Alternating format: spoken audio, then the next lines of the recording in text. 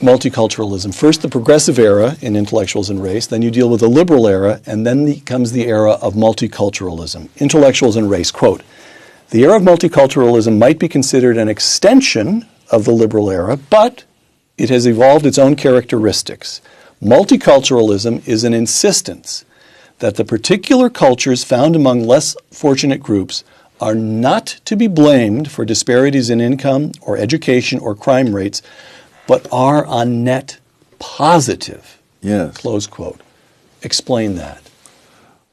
Well, I don't know how to say it differently. You can't find any fault with any group that is less fortunate. There are no behaviors that they need to change in order to advance. Society needs to accept them as they are. In other words, the causes are to remain the same, but the effects are to change. And if the effects don't change, then it's society's fault. So, for example, there was a period, I'm trying to remember now, I believe it was in the mid-'70s, when substandard English began to become viewed as a discipline of its own within linguistic studies and so forth. And for all I know, it was all perfectly legitimate that certain speech patterns would be traced back to various regions in Africa and so forth. And this is a language of its own. It has its own validity.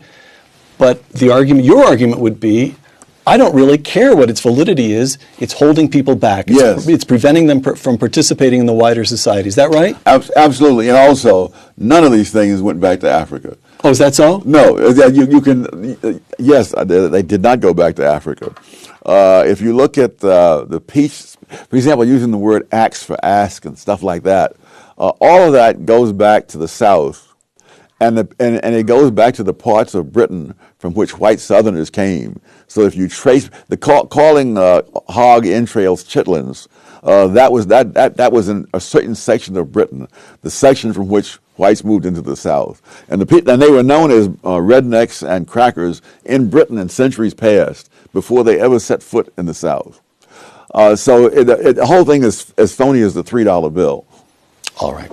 Once again, intellectuals and race. The key word among advocates of multiculturalism became diversity. Yes. Sweeping claims for the benefits of demographic and cultural diversity have prevailed without a speck of evidence being asked for or given. Name a few institutions in which diversity is championed without evidence. Gosh, the question would be, name one way where that isn't the case.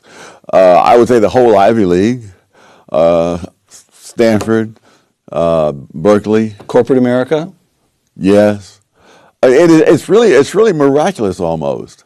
I mean, I can't think of a word that has gained such widespread use and which is utterly unchallenged without one speck of evidence. If you look at societies that are diverse, they have all they can do to avoid mutual bloodshed.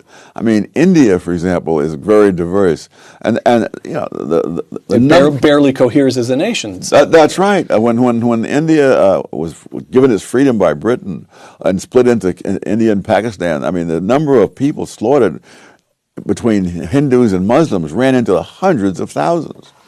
All right.